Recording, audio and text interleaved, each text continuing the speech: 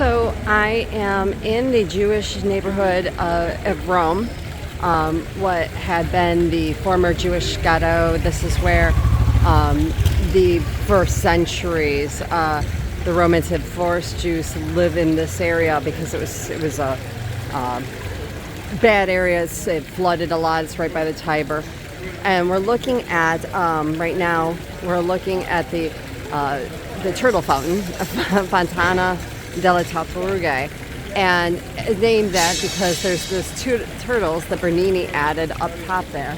This is in Piazza Mattei, so I would recommend starting here and taking a little walk. We're going to go down Via della Reginella, so always look up for street signs in Rome,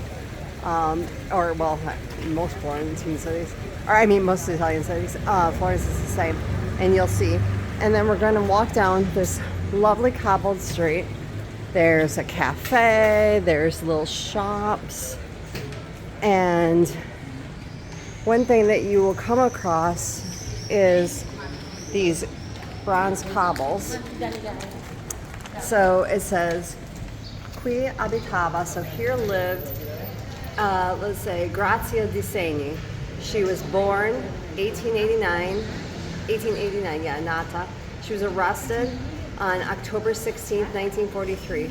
She was deported to Auschwitz, where she was assassinated on October 23rd, 1943. So just a few short days later.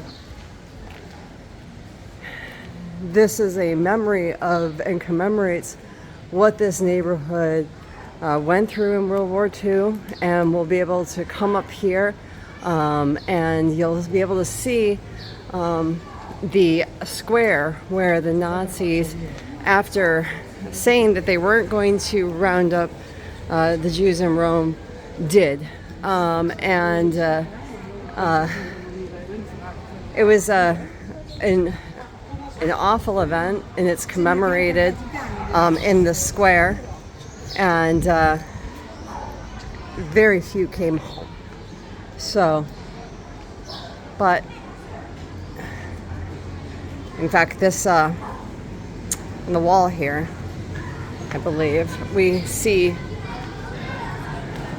a depiction of it right here, where October 16th, 1943, and you see Jews being lined up and forced by gunpoint from a Nazi.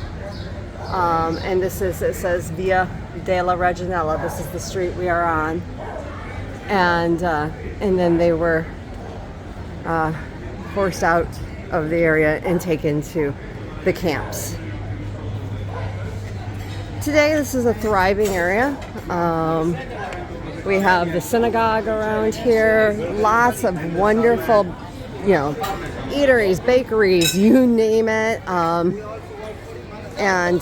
It's a great place to come. Right over there is the Tiber River, where you see those trees. That's the Tiber River. There's a lovely one that I think the oldest bridge in Rome, Ponte Fabricio, that still is standing. And you can cross over it. You can go underneath, down by the river. You can go to the island that separates, that is in the middle of the Tiber there, Isla Tiberina. And so, and special for the Jewish ghetto, this one. And that is an archaeological, that is an artichoke. And so, what they do is they fry it. Yes, we have fried, we have Roman style. Very good.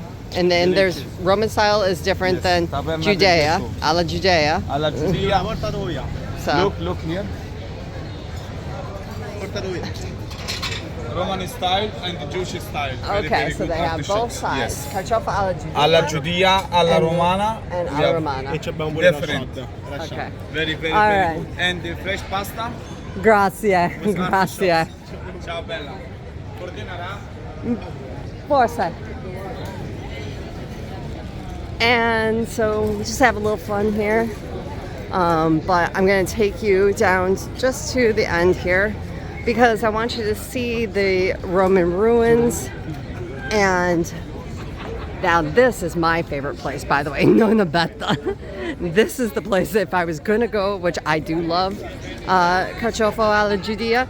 And if I was going to, I would have it at Nonna Betta.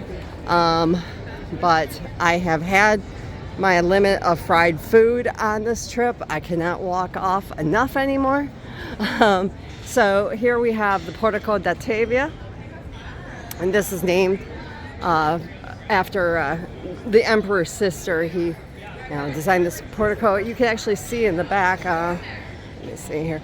This is the square. This is Largo, October 16th, 1943. This is the square right here. This orange building is where the Jews were rounded up and taken to the camps in 1943. And then behind it, let me see if I can get over here for you. And so here we have the Portico. And then behind that, you have Teatro Marcello.